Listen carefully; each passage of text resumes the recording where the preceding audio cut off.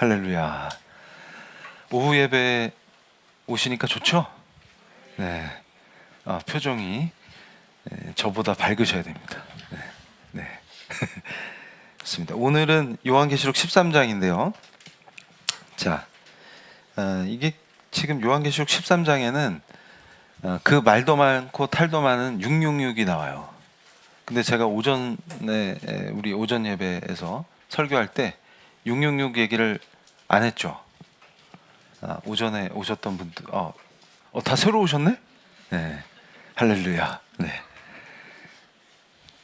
오전에 오셨던 분도 계시고 666 얘기를 왜 안 했냐면 요걸 좀 빡세요. 그래가지고 코로나 시즌에 그 백신이 666이다 난리를 쳐가지고 제가 그때도 한마디 했죠. 그랬더니 뭐 벌떼같이 일어나가지고 그러면은 머리에 인치심을 받잖아요. 우리 믿는 사람들은 은혜로. 그래서 황충이 나와도 괜찮고 또 거의 뭐 마병대 그 악한 귀신들이 나와도 괜찮고 그렇잖아요. 그러면 666이 백신이면 머리에 맞는 이는 뭐예요? 그래서 제가 그때 농담처럼 그랬죠. 소림사감은 스님들이 맞박에 이렇게 점이 찍혀 있죠. 그렇게 뭘 놔줘야. 그게 뭔지 알아요? 그 불 붙여갖고 해갖고 거기 빵꾸 나는 거예요. 그래가지고 6개 빵꾸면 6개 놓고 하는 거예요. 그래서 맞박에 이렇게 머리를 밀어도 그 자리는 빵꾸가 딱 나 있는 거예요. 그러면 그렇게 쑥뜸 뜨듯이 맞박에 뭘 인을 쳐주셔야 될 거 아니야. 그래서 제가 그때 그랬죠. 666은 물질이 아니라고. 제가 이제 다음 주 정도 되면 그걸 정확하게 설교를 해드릴 텐데 우리가 말씀을 진짜 제대로 알아야 됩니다. 그래야 참된 그리스도인으로 살 수가 있어요. 그래서 13장 1절을 보시면 내가 보니 바다에서 한 짐승이 나오는데 뿔이 10이요 머리가 7이라 그 뿔에는 10 왕관이 있고 그 머리들에는 신성 모독하는 이름들이 있더라 이렇게 나오고 뒤에 보시면은 11절에 짐승이 하나 더 있어요.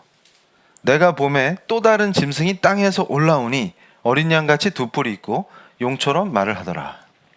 이렇게. 그러니까 한 마리가 먼저 나오고 두 번째 짐승이 11절에 다시 나와요. 그러면 이 짐승들이 뭐냐? 그러면은 자 중요한 것이 2절을 보면 내가 본 짐승은 표범과 비슷하고 그 발은 곰의 발 같고 그 입은 사자의 입 같은데 용이 자기의 능력과 보좌와 큰 권세를 그에게 주었더라. 3절 보시면 3절이 엄청 중요합니다. 그의 머리 하나가 상하여 죽게 된 것 같더니 그 죽게 되었던 상처가 나음에 온 땅이 놀랍게 여겨 짐승을 따르고. 그러니까 3절이 뭐냐면 예수 그리스도의 부활을 흉내내는 거예요. 그래서 제가 요한계시록 강해를 시작할 때 무슨 말씀을 드렸냐면 우리 거룩하신 하나님이 삼위일체신 것처럼 악도 악의 삼위일체. 그러니까 희한하게 이 악한 것들이 하나님을 흉내내요. 그러니까 지금 이 13장에서도 제일 중요한 건 뭐냐면 예수 그리스도를 흉내내는 짐승입니다. 근데 그 짐승은 권세를 누구한테 받냐면 용한테 받아요. 그러니까 지금 뭐냐면 예수 그리스도께서 심판자로 오셔서 최후 심판을 하시고 그 전에 이미 그 뭡니까 천년왕국이니 휴거니 뭐 온갖 종말론적 얘기를 할 때 중요한 게 용을 무적행에 가뒀다가 얘를 살짝 풀어줬을 때 이제 지상에 난리가 나는 거죠. 그리고 무적행에 잡혀있는 동안 통치하시는 그 기간을 천년왕국이라고 부르는데 재림이 천년왕국 앞에 있느냐 뒤에 있느냐 없느냐 등등등. 재림은 당연히 하시지. 그런데 천년왕국이 실제로 언제 일어나느냐 재림 전이냐 후냐 아니면 상징이냐 등등등의 종말론에 관련된 논의들이 있는 것입니다. 근데 우리 성도님들이 정확하게 이 말씀을 이해하실 때 두 개를 딱 기억하셔야 돼요. 첫째 뭐냐, 이 짐승, 두 개의 짐승은 용한테 권세를 받아서 지상에서 인간들에게 엄청난 영향력을 행사하고 통치한다. 근데 잘 보세요. 통치는 충돌하게 돼 있습니다. 뭐와? 하나님의 통치와. 그러니까 제가 PLI 사역 처음 시작하면서 교회 세우기 전에 교수 시절부터 우리 PLI 선교단체를 어제도 우리 수료식했죠. 행복하지 않습니까? 그런데 그 선교단체를 만들려고 계획한 적이 없죠. 지금까지 하나님의 은혜로 계속 발전하고 있는데 수많은 수료생들을 배출하고 그런데 그때 제가 딱 두 개를 얘기했어요. 시작하면서 통치와 언약이에요. 그러니까 제가 회심한 뒤에 우리 마이클 브린 선생님 오전에 오셨다가 이제 DG 마치고 가셨지. 그 브린 선생님이 에딘버러 대학 출신이시죠. 그래서 제가 그 에딘버러에서 연구할 때 한 단계 더 회심했어요. 깊이 회심할 때 그때 이제 현장에서 누린 은혜가 엄청나죠. 종교개혁지니까. 그런데 거기서 그 비오는 그레이 프라이어스 철치에서 거기서 언약도들이 2,000명이 순교했단 말이에요. 엄청난 역사예요. 그러니까 너네들 배교하면 살려줄게. 그래서 그게 현장감 있게 제가 막 설명했죠. 그 자리에 가면요, 어마어마한 게 감옥이 큰데 뚜껑이 없어요. 그 얘기는 뭐냐면 지붕이 없다 그 말이에요. 그리고 사람 키보다 살짝 높아요. 그러니까 조금이 날렵하고 운동 잘하는 남자들 같으면 스스로 조금만 노력하면 넘을 수가 있고, 여자들이나 애들도 누가 옆에서 도우면 다 담을 넘을 수가 있어요. 그래서 그게 감옥이라 그래서 어이가 없는 거죠. 그 뜻은 뭐냐면 그걸 넘어서 도망치면 그냥 개혁 필요 없어, 원래대로 그냥 할래를 표현하는 거예요. 그래서 그냥 담 넘어서 가면 살려주겠다는 거예요, 그냥. 근데 거기 많았는데 이제 안 가고 그대로 있으면 다 죽는 거예요. 누가 갔을까? 근데 아무도 안 갔다는 거예요, 중요한 건. 그래서 거기서 다 순교합니다. 그런데 영국이 그런 종교개혁의 본류였는데, 특히 스코틀랜드 종교개혁이 엄청나게 강력하죠. 그런데 제가 그 에딘버러 대학에 있을 때 제일 충격적인 게 뭐냐면 젊은 애들이 모여가지고 귀신 투어를 해요, 밤에. 그러면서 이 자리가 사람 많이 죽은 자리다 이러면서 거기가 이제 귀신 체험하는데 핵심 장소가 되는 거죠.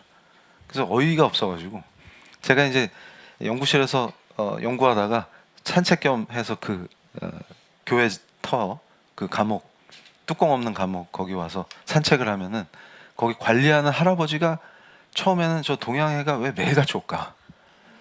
그러다가 저랑 얘기를 하게 되는데 그 할아버지가 그러는 거예요. 야, 신기하다. 야, 동양애가 그런 걸 기억해가지고 여기 오다니. 영국 애들은 다 미쳐서 여기서 귀신 투어해. 그러면서 한탄하는 걸 제가 대화를 나눴었어요.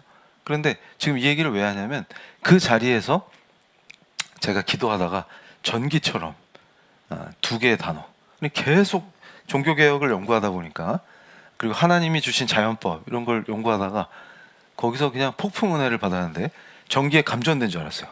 그때 제 머리에 심겨진 두 개의 단어가 있습니다. 뭐냐면 통치와 언약이에요. 그러니까 뭐냐면 하나님은 통치하신다. 하나님이 살아 계십니까? 그럼 아멘이죠. 살아 계신 하나님은 통치하십니다. 그러니까 지금 우리가 요한계시록 13장을 묵상할 때도 뭘 놓치면 안 되냐면 이까짓 용, 이까짓 짐승이에요. 용과 짐승이에요. 그러니까 여기서도 짐승 두 분이라고 안 하고 짐승 두 마리라고 그러잖아요. 13장 시작할 때 성경에. 그러니까 뭐냐면 짐승은 두 마리예요. 그리고 그 짐승에게 권세를 준 용도 용일 뿐이에요. 그 위에 누가 계시는 거예요? 하나님이 계시는 거예요. 그러니까 하나님이 허락하지 않으시면 얘네들이 지상에서 함부로 까불 수가 없다는 뜻이에요. 그런데 왜 얘들이 설치도록 허락하셨냐? 그리고 얘들이 악한 영향력으로 우리한테 데미지를 입히고 피해를 입히고 우리를 괴롭히고 죽음으로 몰고 가고 할 수 있게 놔두셨냐? 그리고 여기서 3절에 뭐라 그랬어요? 예수 그리스도의 부활을 감히 흉내내서 뭘 하는 거예요? 예수 그리스도를 모욕하는 거예요. 그러니까 그리스도를 흉내내는 건 모욕입니다. 왜냐하면 감히 그분을 흉내낼 수 없어요. 그 어떤 존재도. 그와 같은 분은 없네. 우리가 찬양하잖아요. 그러니까 무슨 얘기냐면 제가 오전에도 강력하게 설교한 게 뭐예요? 교회 간판 걸고 십자가 걸어놓고 그리스도를 흉내내면서 뻘짓하면 그건 신성 모독이다 그 말이에요. 근데 신성 모독을 가장 잘하는 세력이 누구냐? 용과 그 짐승들이에요. 그래서 13장 1절에서 우리가 신성 모독하는 이름들이 있더다 그거잖아요. 그러니까 두 마리 짐승의 특징이 뭐냐면 이렇게 이해하시면 돼요. 자, 예수님 부활 승천하셔서 다시 오실 때까지 그 기간이 여기서 표현된 시간입니다. 그러니까 지금 1장부터 요한계시록을 13장까지 묵상해 오면서 제가 설교하면서 가장 강조한 게 뭐예요? 시간이죠. 그 시간 안에서 우리가 여러 가지 숫자로 표현되지만 계시록이 포커스를 맞춰서 설명하고 있는 가장 강력한 기간은 현재 우리가 살고 있는 기간이에요. 예수님께서 십자가로 다 이루시고 부활 승천하셔서 다시 오실 때까지 그 기간, 그러면 이 기간 동안 용과 짐승들에게 활동을 허락하시면서 통치를 포기하셨냐? 그렇지 않다가 가장 중요한 겁니다. 그럼 거기서 하나님의 통치가 어떻게 임하느냐? 이게 신약이 가르치는 하나님 나라와 연결돼 있어요. 이걸 모르기 때문에 온갖 뻘짓을 하게 됩니다. 종교개혁의 역사 속에서 제가 받았던 강타됐던 그 통치의 의미는 뭐냐면 하나님은 통치하신다예요. 그런데 어떻게 통치하시냐? 이걸 놓치기 때문에 크리스찬이라는 이름으로 신성 모독에 참여하고 뻘짓을 벌이게 되는 거예요. 뭡니까? 우리를 사용하셔서 통치하신다. 그러니까 무슨 얘기냐면 예수님 재림하실 때까지 지상을 통치하시는 하나님의 뜻은 뭐냐면 우리를 사용하셔서 하나님의 뜻이 우리 항상 기도문 외우잖아. 하늘에서 이루어진 것 같이 땅에서도 이루어지다. 그 뜻이 뭐냐면 통치가 임한다는 거예요. 그거는 예수의 사람들을 사용하셔서 그 뜻을 이루신다는 거예요. 그러면 그냥 직접 하시면 되는데, 아니 그 용 별거 아니라니까. 하나님 입장에서는 아무것도 아니에요. 피조물에 불과한 거예요. 그러니까 뭐야, 항상 우상 숭배는 피조물을 숭배하게 돼 있어요. 죄성 때문에. 그런데 용도 피조물이에요. 하나님한테는 아무것도 아니에요. 근데 얘를 왜 활동하게 풀어놓으셨냐? 그 원리가 있어요. 얘를 억제시키고 하나님의 통치가 우리를 통해서 임하게 하신 그 원리는 엄청난 은혜입니다. 그게 무슨 뜻이냐면, 자, 예수 그리스도의 공로로 우리가 구원을 받았잖아요. 그 구원받은 사람이 그 신앙을 지키면서, 믿음을 지키면서 하나님의 도구로 세워지는 그 과정을 통해서 성화되는 거예요. 그걸 원하시는 거예요.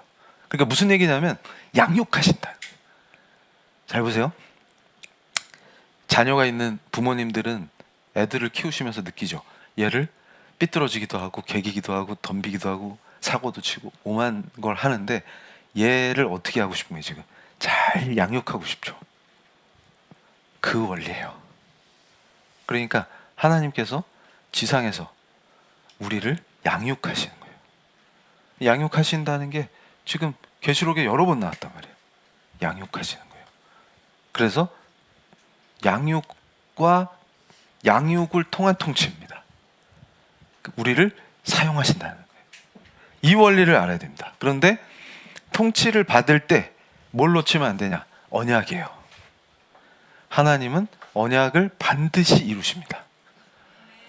그래서 언약과 통치예요.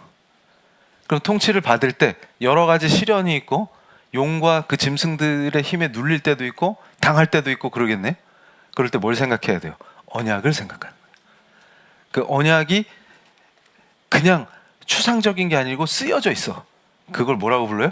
성경이라고 불러요. 그래서 이게 커버넌트예요. 그래서 구약과 신약입니다. 이제 이해가 되세요? 이런 거를 배워본 적이 없다, 교회에서. 그러면 그게 비극으로 추락하는 거예요. 아, 그렇구나. 원리가 그렇구나. 그러니까 4절 보세요. 용이 짐승에게 권세를 주죠. 용에게 경배하며 짐승에게 경배하여 이르되 누가 이 짐승과 같으냐? 누가 능히 이와 더불어 싸우려 하더라. 자, 누가 싸워요? 누가 싸울까 이제? 에? 옆에 있는 분이 아니면 이정훈 목사가 이러면 안 되고 저와 여러분이 이게 이제 확 오는 거예요. 이렇구나. 그러니까 신사도나 이단성 있는 자들이 맨날 영적 전쟁을 강조하죠. 근데 저도 영적 전쟁을 말한단 말이에요. 차이가 뭘까요?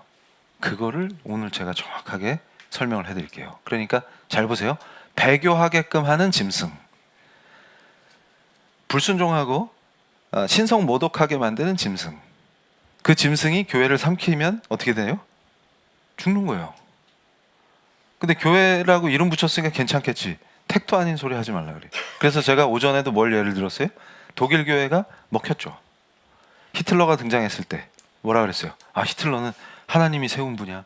하나님이 세워서 이 세계를 멋있게 만들려고 훌륭한 분이야. 이러면서 난리를 쳤단 말이에요. 그러니까 오히려 히틀러가 집권해서 독일을 미친 나라로 만들고 주변국을 괴롭히고 유대인을 학살하고, 유대인만 죽었어요? 수많은 사람들을 죽음의 길로 몰아가고 불구덩이로 쳐넣는 이 짐승 짓을 벌이는 거예요. 그러니까 여러분이 머릿속에서 뭘 기억해야 돼요? 자, 오전에는 제가 여기서 말하는 짐승이 다니엘서에서 얘기되는 짐승하고 어떻게 설명이 되는지 이런 걸 풀어드렸단 말이에요. 근데 그거보다 오후에는 제가 뭐에 집중시키려고 하냐면, 잘 보세요. 이 짐승이 상징하는 것은 두 가지입니다. 지상의 압제적 권력. 그러니까 이게 로마 제국이니 뭐니 이러면서 많은 주석가들이 설명을 하지만 중요한 건 뭐예요? 로마 시대뿐만 아니라 교회를 박해하고 하나님의 사람들로 하여금 배교를 강요하는 악한 권세, 지상의 권력, 그건 여기 짐승에 해당되는 거예요. 그러니까 주님 다시 오실 때까지, 주님이 다 완벽하게 해결하시고 최후 심판을 하시기 전까지는 지상에 계속 그런 애들이 나왔다 사라지고 나왔다 사라지고 나왔다 사라지고 그걸 반복한다 그 말이에요. 그러니까 성경에 게시된 예언들을 인식할 때 제가 뭐라 그랬어요?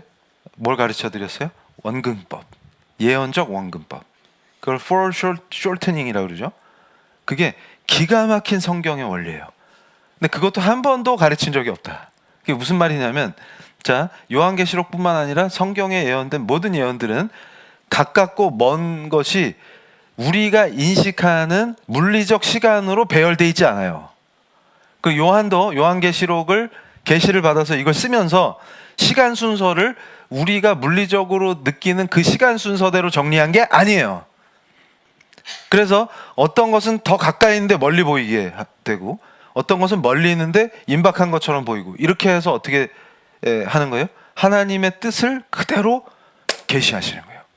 그게 엄청난 은혜입니다. 그러니까 이걸 가지고 어리석은 인간의 두뇌로 해석하면서 맨날 설왕설래 하는 거예요. 그래서 자유주의 신학자들은 예수님이 신이 아니다, 하나님이 아니시다. 왜냐?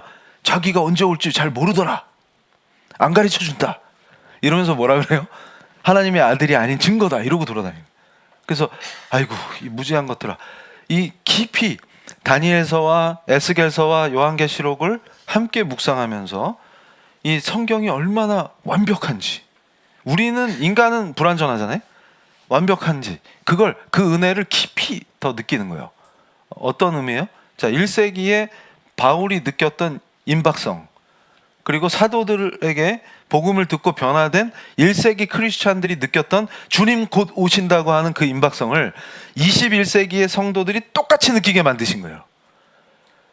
성경을 묵상하면서 주님 곧 오신다 하면 1세기의 성도나 21세기의 성도나 동일한 은혜를 받는 거예요. 그리고 주님이 곧 오신다는 그 임박성 안에 살게 만드시는 거예요. 그게 뭐라고요? 예언의 원근법입니다. 근데 그 원리를 모르니까 맨날 붙잡고 헛짓을 하는 거예요. 그런데 두 가지는 명확한 거예요. 여기서 13장에서도 짐승은, 첫 번째는 지상을 통치하는데 압제와 전체주의로, 전체주의 독재를 통해서 거기서 또 뭘 요구해요? 배교를 요구하는, 황제 숭배를 시키든 히틀러처럼 그런 미친 정권이 나와가지고 전체주의 정권을 만들어서 사람들의 생명을 빼앗든 거기에 동참시키든, 그럼 뭐예요? 그냥 숨만 쉬고 있어도 나치 치하에서는 살인자가 되는 거예요. 살인을 방조하는 거잖아요. 최소한 묵인했으니까. 히틀러 누가 뽑아줬어요? 선거할 때 독일 국민들이 뽑았잖아요. 나치당을. 그 사람들이 무력으로 권력 찬탈한 게 아니에요. 엄청난 지지를 받고 뽑혔지. 근데 그럴 때 참 그리스도인은 뭐라는 거예요? 여기 그대로 나오잖아요. 이 짐승과 싸우는 거예요. 그러니까 맨날 보네퍼 하는 게, 보네퍼가 무슨 얘기 했는지도 모르고, 그때 진짜 주의 종들은 뭉쳐서 뭘 했어요? 고백교회를 만들어서 거기에 저항했다. 똑같아요. 히틀러만 나왔어? 그럼 예를 들어 봅시다. 자, 일본이 자유민주주의를 포기하고 갑자기, 그걸 이제 또 전문가라 입이 근질근질, 다이쇼 데모크라시라 그러는데, 그런 거를 포기하고 갑자기 군국주의로 미쳐가지고 뭔 짓을 벌였어요? 아시아 태평양을 불바다로 만들고 온갖 뭐 나쁜 짓을 벌이고 죄악으로 막 치달으면서 진해 젊은이들도 무가치한 전쟁의 희생자로 만들었잖아요. 맞죠? 그럼 그렇게 미쳐가지고 걔들이 우리한테 뭐 요구했어요? 신사참배 시켰잖아. 똑같잖아. 이해가 되세요? 근데 그때도 참 그리스도인들은 거기 저항한다고. 이해가 돼요? 그 역사가 계속되고 있잖아. 주님 다시 오실 때까지예요, 이게. 그러니까 지금은 잠깐 우리가 자유를 누리는데 언제 또 그런 애들이 나타날지? 그러면 북한 지역은 이미 먹혔잖아, 짐승한테. 그러니까 그 치하에서 신음하고 있잖아요, 우리 동포들이. 그러면 그때 6.25 전쟁에서 학살당한 우리 교우들, 크리스찬들, 그리고 못 내려오고 지금도 거기서 고통당하고 수용소에서 죽고 그런 분들 다 뭐예요? 용한테 당하고 있잖아. 그거요. 인간이 인간답게 살 수가 없어요. 그 말이에요. 지금 그 짐승과 누가 싸운다고? 하나님의 은혜로. 그러니까 우리 능력으로 못 싸워요. 그래서 제가 지난주에도 강력하게 설교한 게 뭐예요? 기독교 희락주의. 그게 뭐예요? 희락이 부어지니까 우리는 승리하게 돼 있다, 그 말이에요. 왜냐하면 누가 왕인데. 그러니까 용하고 짐승 별거 아니라니까. 진짜 킹은 하나님이고 통치자는 누구예요? 예수 그리스도라고. 그걸 설명한 게 뭐예요? 영역주권이에요. 그래서 오전에도 제가 그 얘기를 했는데, 우리 PLI 데이 이번에 수료하신 분들이 소감 발표할 때 제가 맨 앞에 앉아 있다가 정말 훌륭하신 분들이다, 기뻤죠. 근데 그 중에서도 남자분이 극단적인 생각하다가 제 설교 듣고 살았다, 이런 말씀을 하셨는데, 제 설교 듣고 살았다고 해서 제가 기쁜 게 아니고, 진짜 기쁨이 어디 있었냐면 그게 은혜라는 거예요. 무슨 얘기냐면 직장에서 승승장구할 땐 몰랐단 말이죠. 그러니까 직장생활 잘하고 월급 따박따박 집에 갖다 주고 아무 문제 없죠? 식구들 다 건강하고 아무 문제의식이 없었다는 거예요. 그리고 그냥 습관적으로 교회 다니고 그러고 있었는데 뭐가 문제예요? 뭐가 문제예요? 그런데 직장생활 하면서 아무 문제 없다고 생각했는데 그 과정에서 의사결정했던 것들이 부메랑이 돼갖고 강타되기 시작했다. 근데 그때 죽을 것 같은 거죠, 지금. 그런 거 안 겪어보다가. 그런데 제가 뭐라고 표현해요? 그걸 은혜라고 부릅니다, 우리는. 그러니까 그 상태로 그냥 아무 일 없이 사는 거. 그 얘기는 무슨 얘기냐면 그냥 놔두신다, 그 말이에요. 그러니까 지금 요한계시록을 묵상하면서 느낄 때 그게 더 위험한 거예요. 제가 그랬죠? 지금 장사판으로 바뀌어가지고 교회가 아니라 비즈니스 사업장이 돼, 지금. 난리가 났어. 거기서 그냥 습관대로 교회 왔다리 갔다리 하다가 우리 집에 뭐 별일 없고 식구들 다 건강하고 직장 잘 돌아가고 됐네 뭐, 그러면서 습관적 신앙생활 하면은 뭐예요? 하나님의 통치가 임할 수가 없잖아. 근데 환난이 닥치니까 순간 헉한 거죠. 그러면서 그때 제가 영역주권 설교하는 게 비수처럼 심장에 꽂히는 것 같았다, 그렇게 말씀하셨죠. 근데 그게 뭐예요? 은혜입니다. 그러니까 여러분 착각하시면 안 돼요. 아무 일 안 일어나는 게 지금 은혜가 아니라 반대로 내 삶이 흔들리고 뭔가 지진 난 것 같이 그때 주님께 회심하고 돌아가는 게 은혜인 거예요. 그러니까 그분이 영역 주권이라는 그 말에 확 꽂혀서 흔들린 이유가 뭐예요? 한 번도 직장 생활하면서 그 직장이라고 하는 자기 삶의 그 영역이 진짜 주권자가 하나님이시라는 걸 인정하고 살았던 적이 없구나를 회개한 거잖아요. 회개와 회심이 일어나는 겁니다. 그러니까 거기서 탁 돌아서니까 어떻게 돼요? 그동안 잘 나갔던 게 아니라, 승진하면 좋았던 게 아니라 하나님이 통치하셔야 되는구나. 그가 주권자시구나. 그러면 내 직업을 통해서 하나님을 영화롭게 한다는 게 무엇일까? 그러면 그때부터 바로 잡히는 겁니다. 근데 제가 장담해요. 하나님께서 그렇게 회개할 때 그 삶에 엄청난 희락과 은혜를 부어주세요. 그러니까 제가 경험이 없으면 이런 말을 자신 있게 못한다고. 여러분이 그걸 누리셔야 돼요. 그러니까 왜 그리스도의 은혜를 못 누리냐? 하나님은 놀라운 희락 속에 살게끔 약속을 해주셨는데 그게 언약이라고. 그러니까 하나님의 자녀, 하나님 아버지의 자녀, 예수 그리스도의 제자는 희락 속에 있게 돼요. 그러니까 지금 무슨 일을 하느냐, 돈이 얼마 있냐 이런 거랑 관계 없다고. 이해가 되세요? 그러니까 제가 뭐가 좋아서 여기서 이러고 있겠어요? 그러니까 희락이 없으면 이렇게 하겠어요? 그러니까 뭐 때문에 하냐고. 이걸 잘 생각해 보세요. 여러분도 마찬가지라는 거예요. 희락을 맛보게 돼 있다고. 그러니까 내 인생에서 지금 안 좋은 일이 생겼다가 안 좋은 게 아니고 아무 일 없이 헛짓하는 게 더 무서운 거예요. 그걸 하나님이 심판하신다고 로마서에 나와요. 그냥 뻘짓하게 내버려 두는 게 엄청난 심판입니다. 그게 왜 그런지 아세요? 임박해 있다. 곧 주님 만날 거라니까. 그러면 넌 뭐 했냐? 그래서 제가 오전에도 예를 들었죠. 요즘 성도들 이탈 안 시키려고 축구하고 뭐 발야구하고 교회에서. 그래서 제가 막 웃었어요. 이제 군대에서 축구한 얘기는 많이 들었는데 이제 교회에서 축구를 하네. 그래서 나중에 주님 만나면 뭐라 그러려고? 주님이 넌 뭐 하다 왔냐? 그럼 축구했는데요. 어디서? 교회에서요. 그럼 주님이 뭐라 그랬어? 아이고 잘했다 내 새끼. 그렇게 열심히 했어 축구를. 그것도 교회에서. 조기 축구에서 좀 더 전문적으로 하지 그랬니? 이러실 거 아니에요? 그 인생이 뭐냐고 도대체. 근데 그걸 시키는 목회자나 하고 앉아있는 성도나, 제가 그랬죠? 마지막 때에 잘들 놀고 있다. 빨대 꼽는 자나 꼽히는 자나 둘이 합력해서 선을 이루는 게 아니라 합력하여 죽음의 길로 가는 거예요. 빨대 꽂으려면 대줘야 돼. 꽂힐 거 아니야 그게. 서로 그걸 얘기하는 거예요. 그럼 우리는 어떻게 해야 되냐? 답이 나와 있다.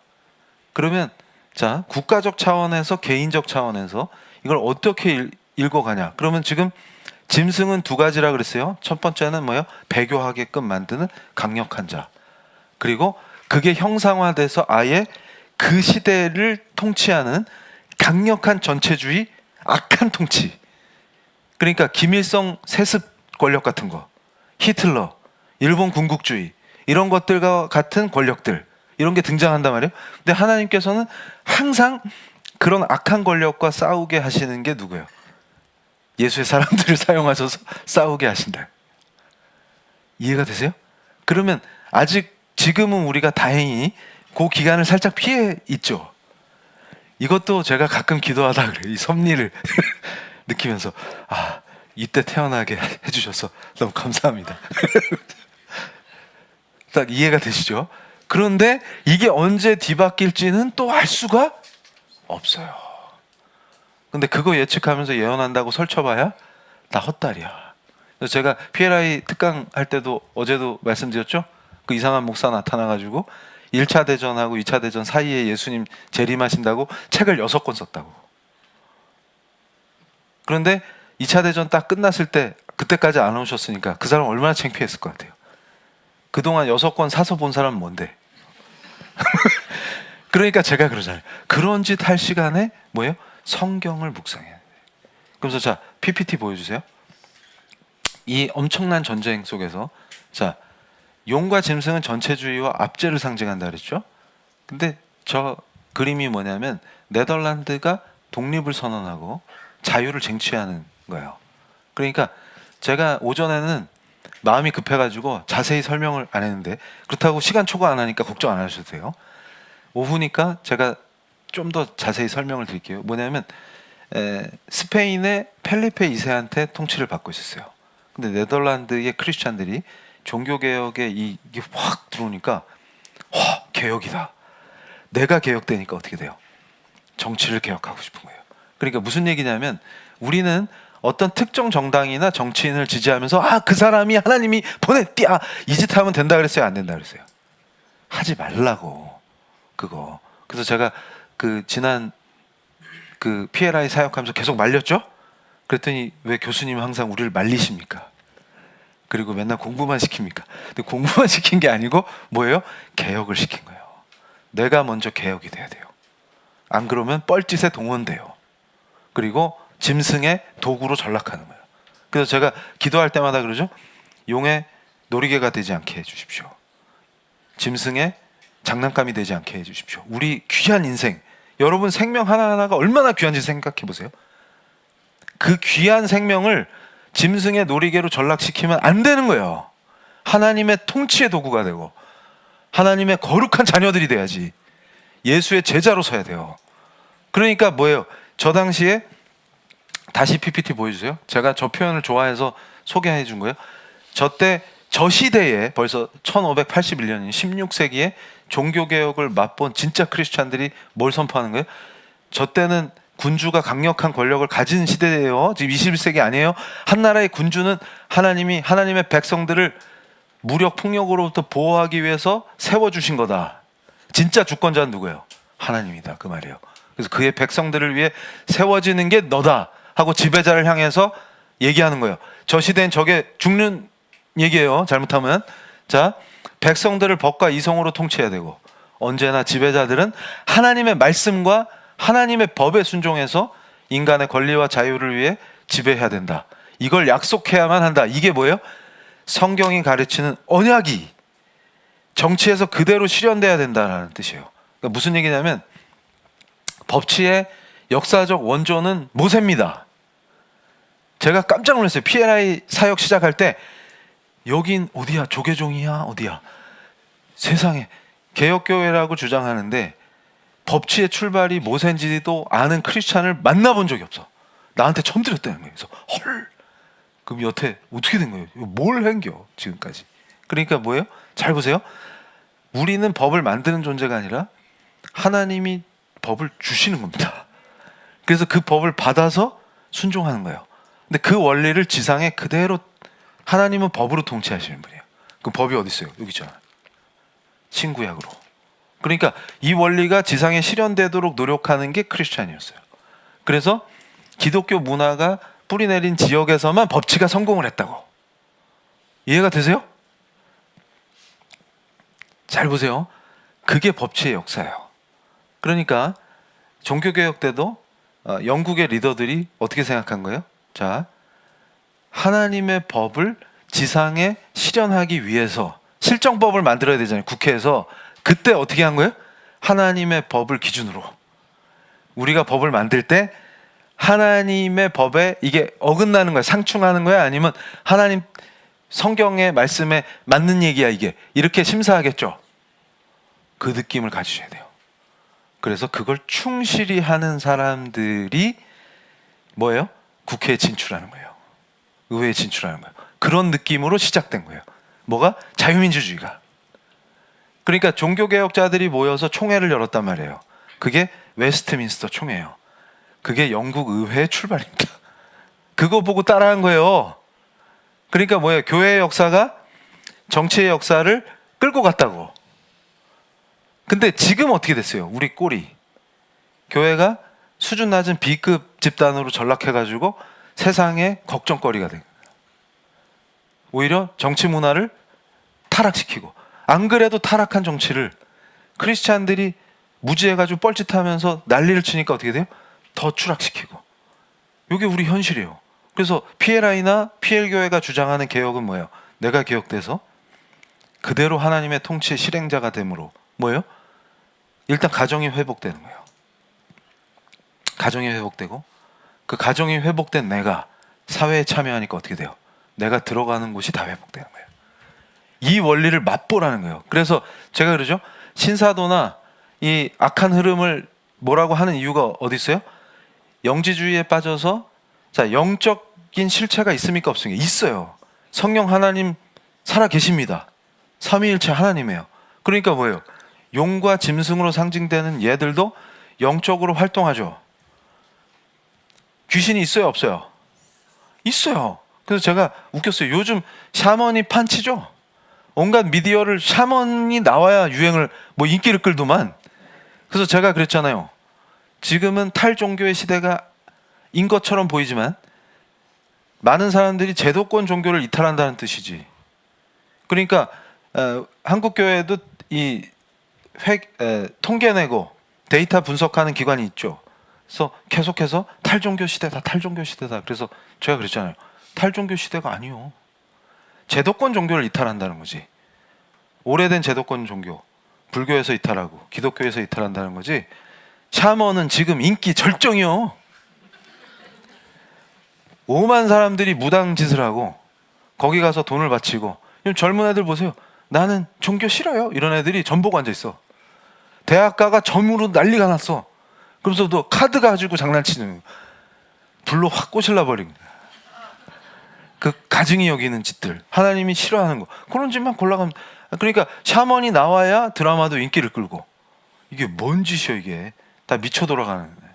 그런데 잘 보세요. 탈종교가 아니라 뭐예요?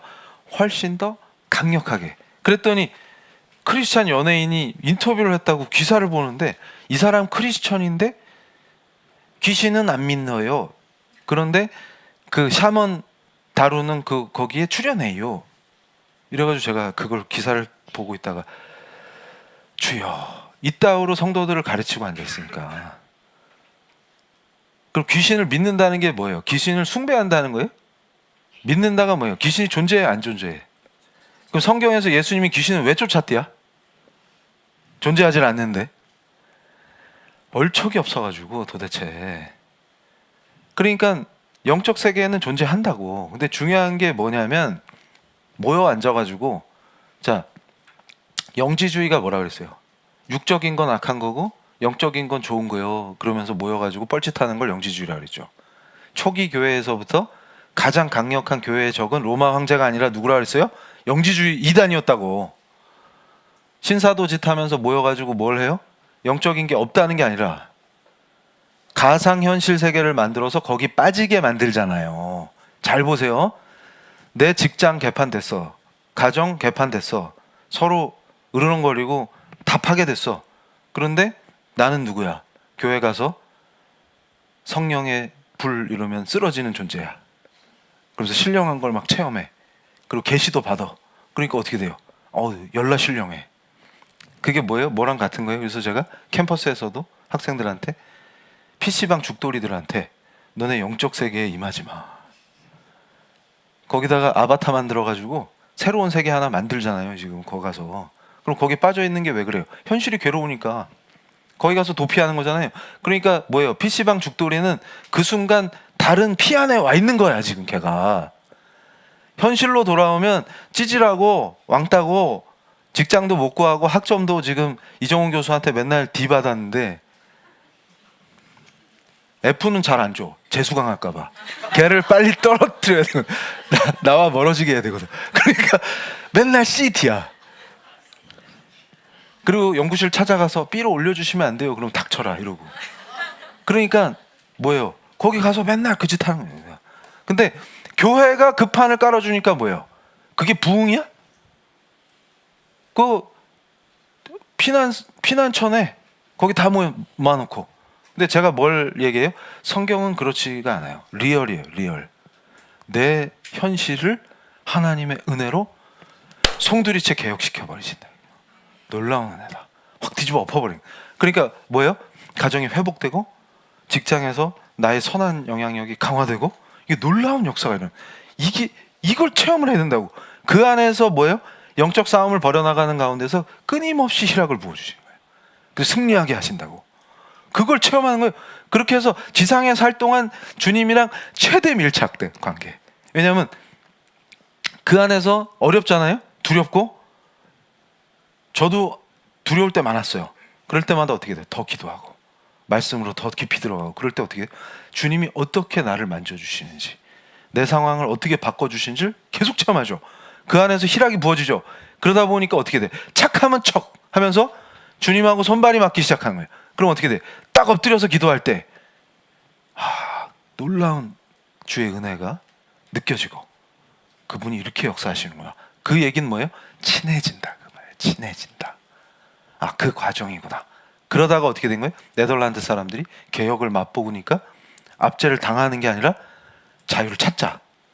그러면 말씀대로 예배드리고 말씀대로 찬양 경배할 수 있는 나라로 바꿔버리면 되는 거예요. 거기서 딱 깨달은 거예요. 당신 스페인의 왕, 당신 하나님의 법을 경외해. 헐, 얘들이 어떻게 되는 거지? 당신 하나님의 법을 경외하지 않으면 우리가 당신 쫓아낼 거야. 이렇게 되는 거예요. 근데 감히 이러면서 붙었어. 누가 이겼을 것 같아? 크리스찬이 이겼다. 자, 다시 PPT 보여주세요. 그래서 저 양반을 내가 좋아해요. 요하네스 알투지우스입니다. 법의 발전에 엄청난 영향을 끼친 사람인데 칼빈의 계열에서 뛰어난 인물이 나온 거예요. 그래서 하나님이 법으로 통치하시는, 그러니까 잘 보세요. 원조격인데 하나님이 성경을 통해서 선포한 원리들 있죠.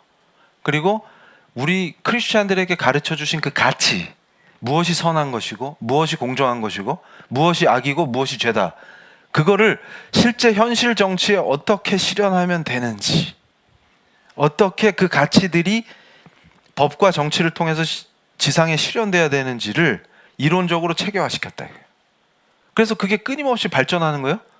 그래서 악과 죄를 피하고 하나님이 기뻐하시는 성과 공의가 실현되도록 노력하는 크리스찬, 그걸 통해서 정치가 바뀌는 거예요. 이해가 되세요? 그러면서 어떻게 돼요? 짐승의 통치 영역이 축소되고 많은 크리스찬들이 자유를 얻겠네요. 자유 안에서 뭘 하는 거예요? 보장된 자유 안에서 하나님을 경배한다. 그러니까 말씀대로 경배하려고 그러면 와서 죽인단 말이야. 그러니까 저는 고해성사 안 할 건데요. 그러면 죽는 거예요. 그리고 성경을 읽고 싶어요. 그럼 라틴어 성경만 해야지. 왜 영어로 성경책 읽어? 네덜란드어로 왜 성경책 번역해? 그럼 막 죽인단 말이에요. 불에 태워 죽이고. 그러니까 어떻게 해요? 자유를 확보하고 말씀을 가르치는 나라로 바꾸는 거예요. 그 안에서 교회가 완전한 자유를 얻도록. 그럼 어떻게 돼요? 교회만 택해 주세요가 아니라 자유로 판을 깔아놓으면 반드시 크리스찬들이 복음을 전하고 예배와 경배를 드리면서 승리하게 돼 있거든. 그래서 우리 PLI가 강조하는 게 뭐예요? 그 자유를 축소시키거나 제한하는 걸 반대하는 거예요. 자유가 확보되면 우리가 마음껏 복음을 전하고 찬양 경배할 수 있으니까, 그리고 말씀을 가르치고 배울 수가 있어요. 그러면 어떻게 돼요? 주의 나라가 확장된다 그 말이에요. 그래서 우리가 보장받을 거는 딴 거 없어요. 기독교를 국교로 해달라, 이런 무식한 짓을 해서는 안 됩니다. 그래서 국가교회를 했던 유럽이 무너지는 거예요. 거꾸로 교회와 정치의 분리를 선언한 미국 교회는 아직도 살아남아 있는 거예요. 많이 타락했지만. 이해가 되세요? 자, 다음 페이지. 그래서 어떻게 된 거예요? 칼빈의 영향이 강력했다 이거예요. 그래서 제가 좋아하는 거예요. 윤리와 노동에서도 어떻게 일해야 되냐, 그걸 체계화시키고, 하나님 보시기에 성경적인 노동은 뭐냐, 국가는 교회와 어떤 관계를 설정해야 되냐. 그래서 제가 코로나 전국에도 막 혼란할 때 우리 기독교 방송에 생방송에 출연해갖고 설파했던 게 뭐예요? 그게 제가 새로 만들어낸 게 아니라 뭐예요? 다 웨스트민스터 신앙 고백에 있는 거예요. 개혁의 전통 안에서 칼빈이 기독교 강요를 통해서 얘기하고, 그걸 뒤에 후학들이 더 발전시키고, 교회와 국가는 어떤 관계를 설정해야 됩니다. 그리고 교회는 어떻게 자유를 확보합니다. 그리고 크리스찬이 정치에 참여할 때는 어떻게 해야 됩니다. 이런 것들이 성경적으로 체계화돼 있단 말이에요. 근데 크리스찬들이 한 번도 배워본 적이 없네. 그러면 어떻게 해야 되는 건데 도대체 이게. 그래서 걱정할 필요가 없다. 내가 알려줄게. 우리가 이제 성경으로 철저하게 개혁돼서 세상을 이기는 겁니다. 그러니까 세상을 이기라는 말도 무슨 말인지 모르니까 가서 멱살 잡으면 돼요? 안 돼요? 안 돼요. 그러니까 자, 다음 페이지. 그래서 제가 이걸 강조하는 거예요. 놀라운 은혜의 역사가 있었다. 그래서 1919년 저 책이 제가 공동저자로 참여한 책이잖아요. 그래서 전에도 제가 한번 얘기했었죠. 저 표지가 우리 3.1운동 표지가 들어갔다고. 근데 처음에 저 학술 프로젝트가 시작됐을 때는 한국은 구석이었는데 하나님 은혜로 갑자기 중심에 가게 됐어요. 왜냐하면 저게 이제 1919년이 우리가 3.1운동 때문에 중요한데 우리만 중요한 게 아니라 전 세계 역사에서 1919년이 세계 질서가 재편될 때라 엄청 중요한 거예요. 그래서 늘 유럽 중심으로 세계 질서를 설명했는데 아시아의 관점에서 세계 질서를 설명해 보자. 그래서 1919년 연구니까 2019년에 출판하자. 이래가지고 학자들이 모인 거예요. 그래서 영미가 주도했는데 재밌는 게 거기서 교수들은 늘 원고를 늦게 내죠. 그래서 원래 19년에 내야 되는데 20년에 나왔어요. 근데 제가 늦게 내진 않았습니다. 근데 이제 처음에 제가 저 팀에 합류했을 때 저게 세계적인 프로젝트이기 때문에 유명한 사람이 많이 왔단 말이에요. 그런데 그러다 보니까 한국 사람은 저 혼자인데 한국이 역시 주변부였어요. 그래가지고 제가 스트레스를 좀 받았는데 갑자기 한국이 중요해지는 상황이 도래한 거예요. 그래서 뭐지? 그랬는데 저도 놀랐어요. 왜냐하면 그 당시 우리나라 정부가 서구 학자들이 저한테 뭐라 그랬냐면 너희는 왜 자살 외교를 하니? 이렇게 물어본 거예요. 그러니까 무슨 얘기냐면 한국이 건국 이래로 엄청난 속도로 발전하고 좋은 나라인데 갑자기 이상해지면서 외교를 누가 봐도 자살, 이건 거의 자살 수준의 외교를 하는데 어떻게 된 거냐 이런 거예요. 그래서 또 제 특기가 뭐예요? 내가 알려줄게. 그래가지고 신냉전 시대에 미중이 충돌하는 상황에서 그 출발이 원래 1919이었어. 1919년이었어. 이걸 설명하니까 애들이 갑자기 제가 중심으로 떠올랐어요. 저 연구에서. 그러니까 서구 애들이 이해가 되기 시작한 거예요. 니네가 왜 미친 짓을 하는지 이제 알겠어. 이게 완전히 이데올로기의 장난이었구나. 그러니까 니네는 니네 나라의 미래, 소중한 다음 세대의 생명, 재산, 그 다음에 나라의 발전, 헌법의 수호 이런 거 관심 없고 그냥 미친 이데올로기 판이구나. 그때나 지금이나. 그거예요. 북한 보세요. 미쳐있죠? 정상이에요? 한국보다 더 좋아요? 근데 안 가죠. 그런 분들은. 더 좋은데. 그 이해할 수 없죠. 그런데 어쨌든 제정신이 아니죠. 제정신이. 근데 오직 이데올로기로 그 모든 걸 버릴 준비가 돼 있다. 제정신이 아니잖아요. 근데 그 출발이 1919이었다고.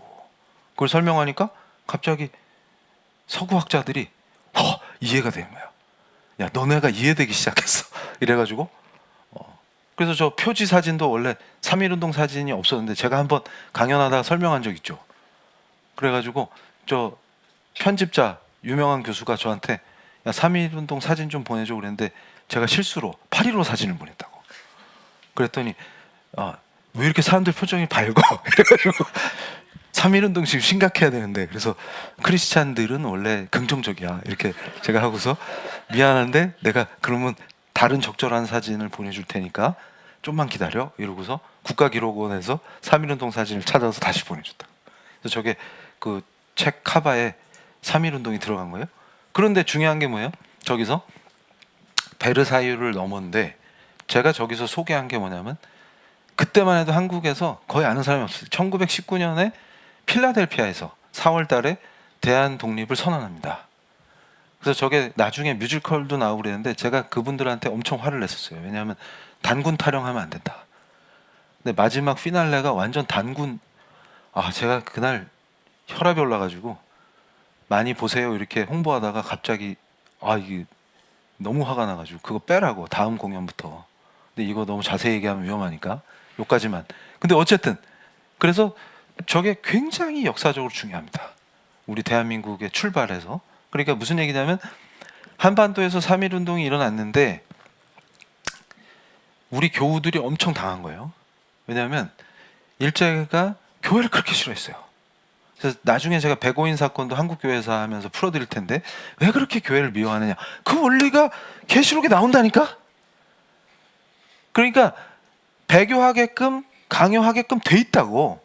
악한 권세는 짐승의 통치이기 때문에 신사참배를 강요하게 돼 있다고. 그때 보네퍼가 나치에 맞서듯이 진짜 참 그리스도의 종들, 예수의 제자들이 맞섰죠. 반도에서도 누가 맞서는 거예요? 우리 크리스찬들이. 그리고 새로운 시대를 열기 위해서 하나님께 기도하고 나간다. 그럴 때 놀라운 역사가 일어나는 거예요. 그 문방구에서 우편물을 문방구로 받았겠죠. 그래가지고 서재필 박사랑 이승만 박사가 그걸 받았는데 그 우리 크리스찬들이 고문당해서 어떤 고통을 당했는지를 사진으로 보니까 현장에서 눈물이 났단 말이에요. 그래서 둘이서 울면서 대화를 하는 거를 옆에서 누가 봤냐? 조지 베네딕트 기자가 본 거예요. 근데 이 양반이 기가 막힌. 그 PPT 다시 보여주시면 저 조지 베네딕트가 누구냐면 유대인인데 저 책을 썼다고. Christ finds a rabbi예요. 라바이. 그러니까 그리스도가 찾은 랍비라는 뜻이에요. 그러니까 저 대대로 유명한 랍비 가문의 후손인데 조지 베네딕트가 유대인이에요. 러시아에서 1903년에 엄청난 유대인 학살이 있었어요. 그런데 그 학살을 당한 유대인들을 러시아가 악해가지고 그 시신을 수습도 못하게 했어요. 그러니까 얼마나 그 상처를 받은 거예요. 그런데 서방 세계가 그걸 덮은 거야. 적절한 조치도 취하지 않고 러시아를 압박하지도 않고. 그러니까 지금 잘못된 얘기들이 엄청 많은 거예요. 그러니까 이스라엘에 대한 오해, 또 유대인들에 대한 막 그 참혹한 역사에 대해서 마치 뭐 유대인들이 가해자인 것처럼 뭐 구성하고 등등등. 그거 얘기하면 또 3박 4일 걸리니까 그 아픔을 저 조지 베네딕트가 가슴에 품고. 근데 기가 막힌 건 뭐냐면요, 저 베네딕트가 예수를 만났어요. 그러니까 그 자서전과 같은 저 책의 11장에 서재필 이승만을 어떻게 만나서 필라델피아에서 대한 독립 선언을 하고 대한민국 건국의 비전을 선포하게끔 자기가 어떻게 도왔는지를 자세히 써놨다고. 그래가지고 놀라운 은혜가 뭐냐면 저 조지 베네딕트가 그래서 기자가 됐어요. 그래서 악한 권력과 싸우겠다. 펜으로 진실을 알리고. 그래서 기자가 됐단 말이에요. 그래서 영국을 거쳐서 미국에 와서 기자 생활을 하고 있는데 동양인 둘이서 문방구에서 울고 있으니까 중국인도 아니고 일본인도 아닌데 어디서 오셨슈? 이러면서 뭐예요? 예수로 하나가 된 거예요. 뭐냐면 지금 대화를 나누다 보니까 셋이 같이 다 예수님 사랑하죠. 우리 유대인들은 엄청 박해를 당했는데 난 예수 만나서 구원받았어요. 이러면서 저 책에 서문을 쓴 그 라이라는 사람이 독일계 유대인인데 예수를 그렇게 강조하면서, 그러니까 그 임박한 때라든지 하나님의 은혜, 유대인을 구원하시는 그 하나님의 섭리, 이런 것들을 음모론으로 제발 구성하지 말라 이거예요. 현실 속에서 실제로 그 섭리로 역사하셔서 그 대대로 랍비 집안인데 그럼 예수 믿어라 그러면 난리가 날 거란 말이죠. 근데 예수님 만나가지고 그러니까 어떻게 돼요? 당신들도 동양에서 왔는데 일제로부터 그런 고통을 당했다. 우리 교우들이, 예수 믿는 사람들이. 그러니까 그래서 슬퍼서 울고 있었다. 그러니까 지금 베네딕트도 우리 민족도 늘 박해를 당했다 이러면서 같이 울면서. 그랬더니 조지 베네딕트가 이러고 있지 말고 이거를 미국 여론을 바꾸자. 그때 한국 편 드는 미국인이 거의 없었어요. 왜냐하면 일본은 외교를 지금도 잘해요. 그리고 어떻게 돼요? 미국 여론을 움직여요. 그러니까 오히려 한반도는 일본 지배를 받는 게 한국 사람들한테 행복이다 이런 식으로 지금 여론이 만들어지고 있었단 말이에요. 그리고 미국 교회들도 이제 한국에 선교사 그만 보내자 이런 운동이 막 일어나고 그 배후에 일본 애들이 계속 뭔가 활동을 하고 있었단 말이에요. 그런데 이걸 한 방에 뒤집는 거예요. 조지 베네딕트가 이승만 박사한테 미국이 독립을 선언한 필라델피아에서 바로 그 자리에서 대한 독립을 선포하세요. 그래가지고 종교계 리더들을 다 초대해요. 베네딕트가 도와줘요. 그래서 서재필 박사하고 이승만 박사가 그걸 열게끔, 그래서 그게 열립니다. 그러면서 놀라운 게 선포돼요. 그때 선포된 내용이 뭐예요? 대한민국 헌법의 정신을 구성한다. 그게 제 주장이다, 그 말이에요. 그러니까 거기서 기독교 입국이라는 말이 나와요.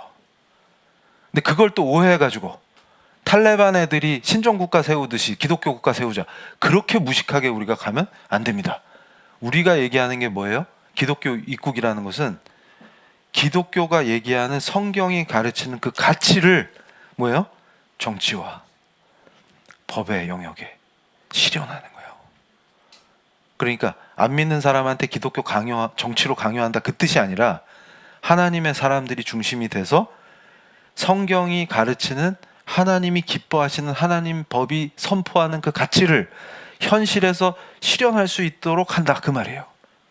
그러니까 성경이 가르치는 그 도덕이 기초가 되지 않으면 자유민주주의나 법치는 실현될 수가 없다는 거예요. 그래서 국민을 계몽하고 말씀을 가르치고 하나님의 통치 원리를 가르쳐서 도덕성을 갖게 하고, 그러니까 뭐예요? 하나님을 경외하는 사람은 도덕적인 행위를 하겠죠. 그럴 때 자유가 보장되는 좋은 나라가 세워진다, 그 말이에요. 그래서 그거를 실제로 한 거예요. 이해가 되세요? 그러니까 지금 이 시대에도 하나님께서는 우리에게 똑같이 말씀하고 계십니다.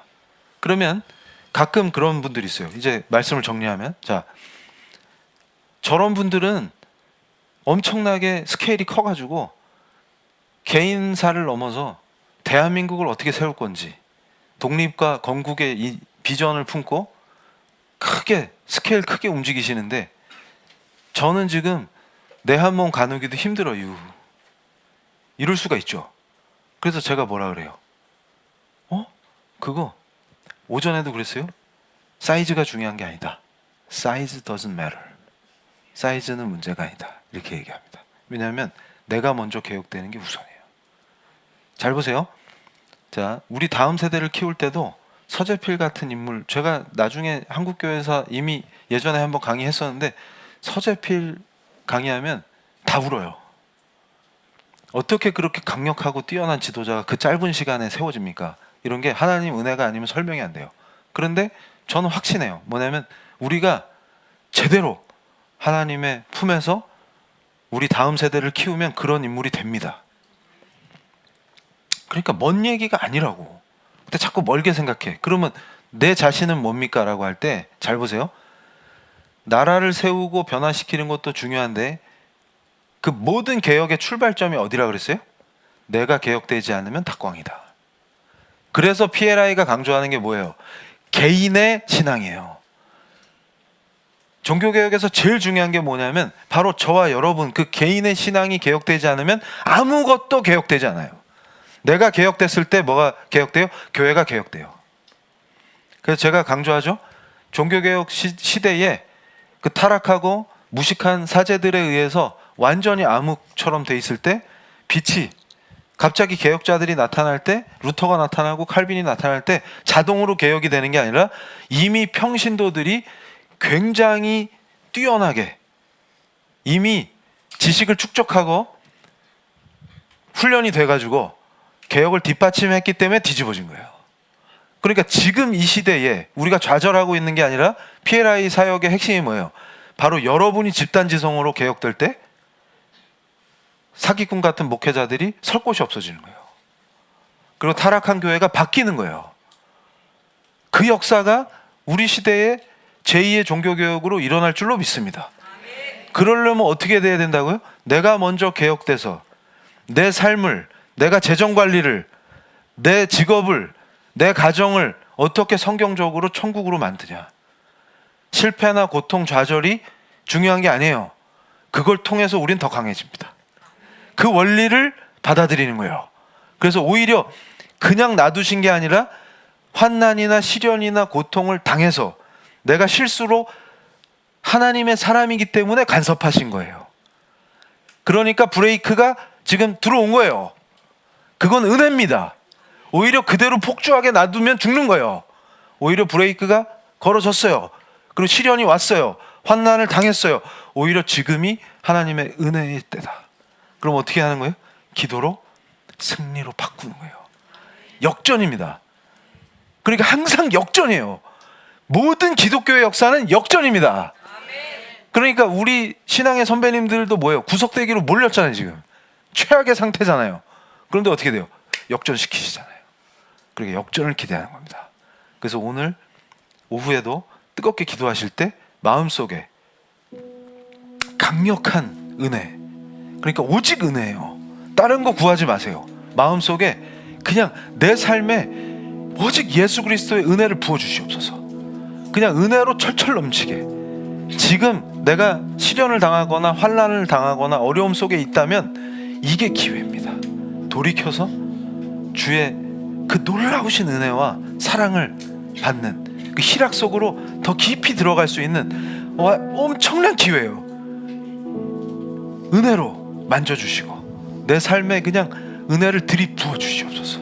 그리고 내가 그동안 잘못 판단하고 하나님을 외면하고 내 뜻대로 내 멋대로 살았던 것 때문에 생긴 그 죄의 결과들이 나를 엄습하고 압박하고 있다면 은혜로 나를 구하시고 바울에게 밧줄을 내려주셔서 피하게 하셨던 것처럼 나를 살려주시고 그 나의 죄로 인한 결과들이 성령의 불로 태워져서 소멸되게 하여 주시고 완전히 새로운 피조물로 은혜에 깊숙이 젖어서 하나님의 은혜 속에서 승리하는 걸 맛보게 하시고 회복되고 바뀌고 내가 바뀌고 내 가정이 바뀌고 내 일터가 바뀌는 걸 직접 체험케 하여 주시옵소서. 그게 내 은혜로 내 삶에 임하게 하여 주시옵소서. 그걸 간절히 기도하시겠습니다. 주여 외치고 뜨겁게 기도하시겠습니다. 주여! 아버지 하나님 감사합니다.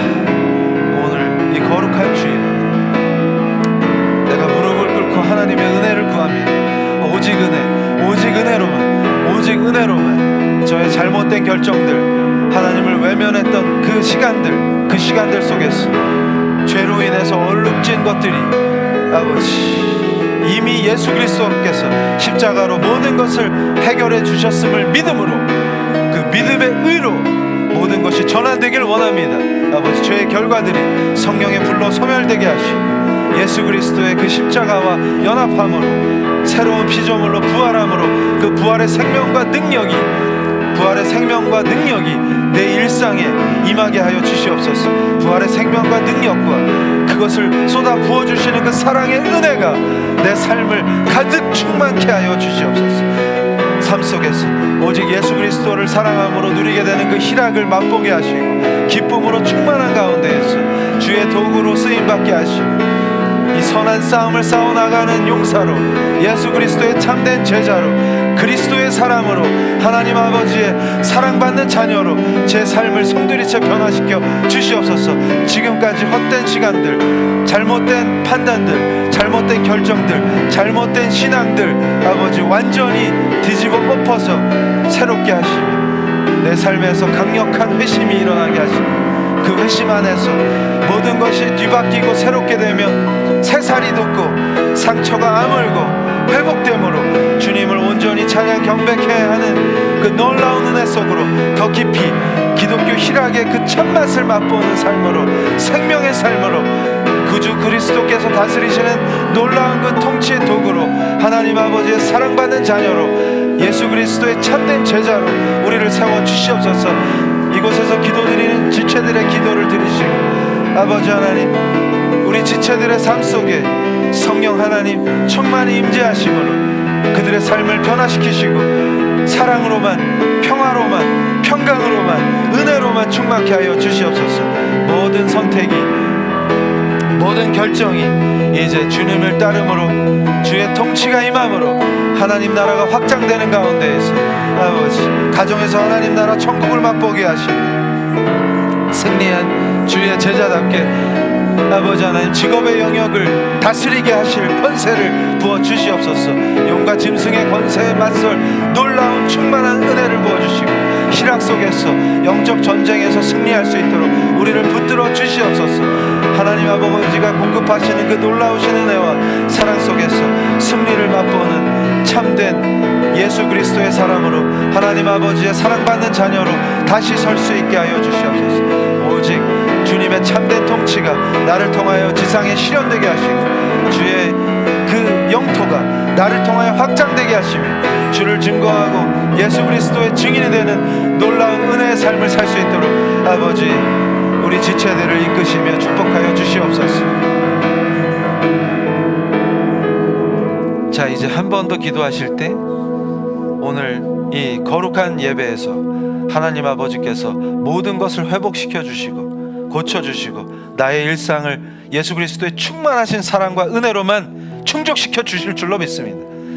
우리가 뜨겁게 기도할 때 이제 한 가지 더, 내 가슴 속에 깊은 응어리, 오전에도 많은 성도님들이 은혜를 받으셨습니다. 내 가슴을 짓누르는 그 무거운 바위덩어리 같은 거, 차마 제일 가까운 사람, 가족들에게도 털어놓지 못했던 그 바위덩어리 같은 것, 나를 누르고 있는 것, 그것을 예수 그리스도 앞에 내어놓습니다.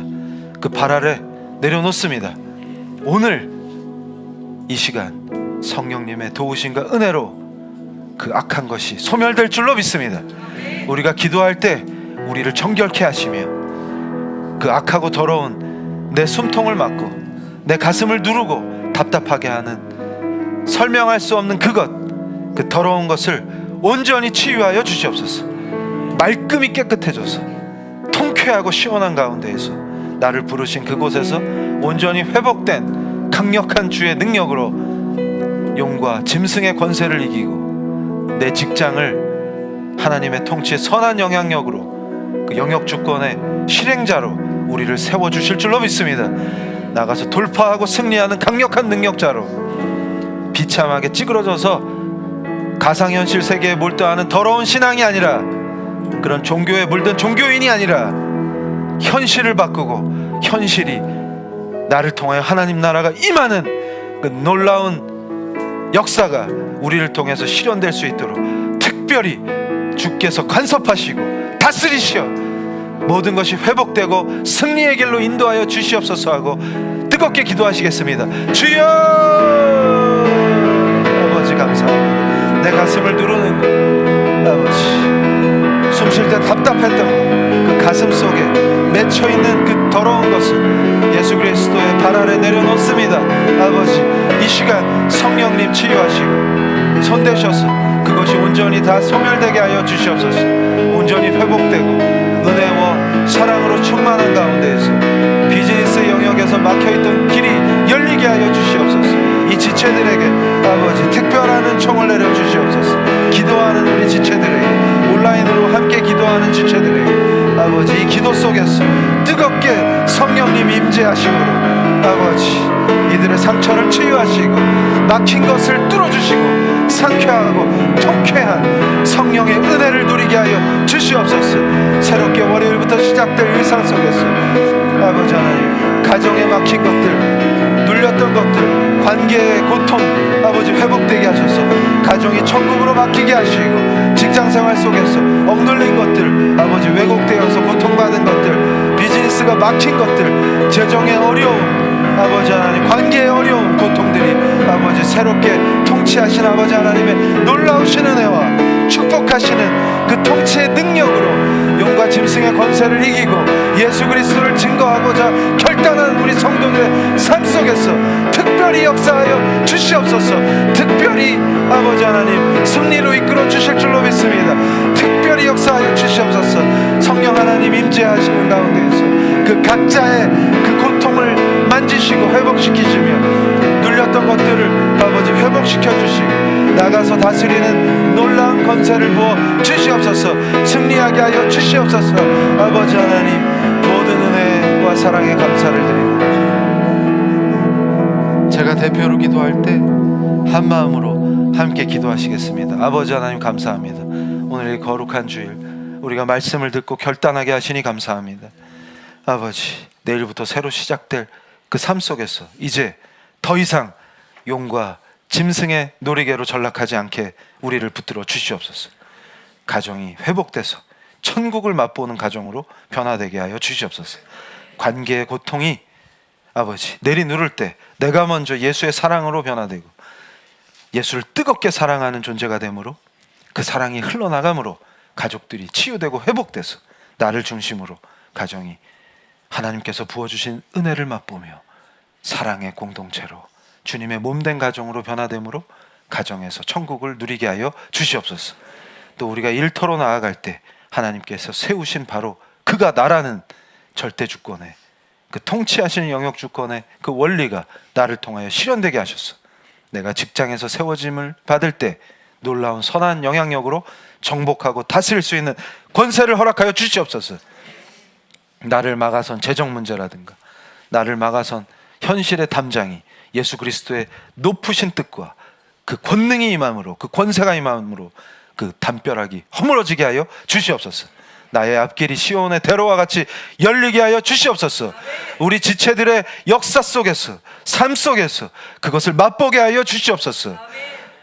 나아갈 때 막아서는 대적들이 무너지게 하여 주시옵소서. 승리를 맛보는 놀라운 예수 그리스도의 증인들로 우리 지체들을 세워 주시옵소서. 아버지 하나님 감사합니다. 우리 다음 세대를 키울 때 말씀으로 양육해서 온전히 하나님께 올려드림으로 그들이 주의 놀라우신 은총 속에서 예수 그리스도의 제자로 세워지게 하여 주시옵소서. 하나님 나라 확장하는 귀한 인재들로 다음 세대들을 세워주시고 또한 나의 직장과 나의 현실 생활이 하나님의 은혜와 평강과 능력이 임하는 놀라운 희락 속에서 예수 그리스도의 참 제자로 승리의 길을 걷도록 지체들을 이끌어 주시옵소서. 성령님 다스려 주시옵소서.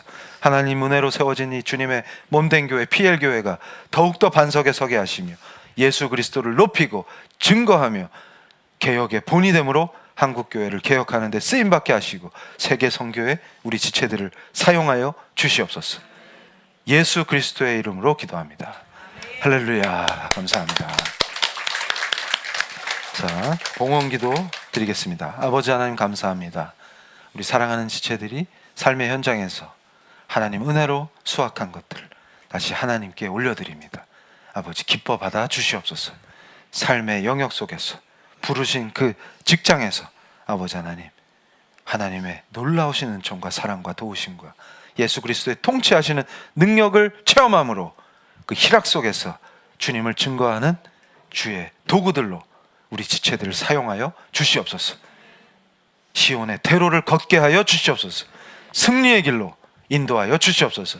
가정도 변화됨으로 할렐루야를 외치며 가족이 주님의 몸된 가정을 이루므로 교회와 같이 머리 대신 예수 그리스도의 놀라우신 은총을 받는 천국이 되는 가정을 아버지 누리게 하여 주시옵소서. 예수 그리스도의 이름으로 기도합니다. 할렐루야. 감사합니다. 새로 오신 분들은 그냥 가지 마시고 앞에 나오셔서 저한테 기도받고 가시면 되겠습니다. 축도함으로 오늘 거룩한 주일 하나님께 예배를 온전히 올려드리겠습니다. 지금은 우리 주 예수 그리스도의 은혜와 하나님 아버지의 깊으신 사랑과 성령님의 놀라우신 통치 속에 머리 숙여 그 통치가 임함으로 날마다 희락을 맛보고 승리하고자 당당하게 걸어갈 우리 PL교회 지체들 머리 위에 그 가족들 위에 지금부터 영원토록 함께 있을지어다.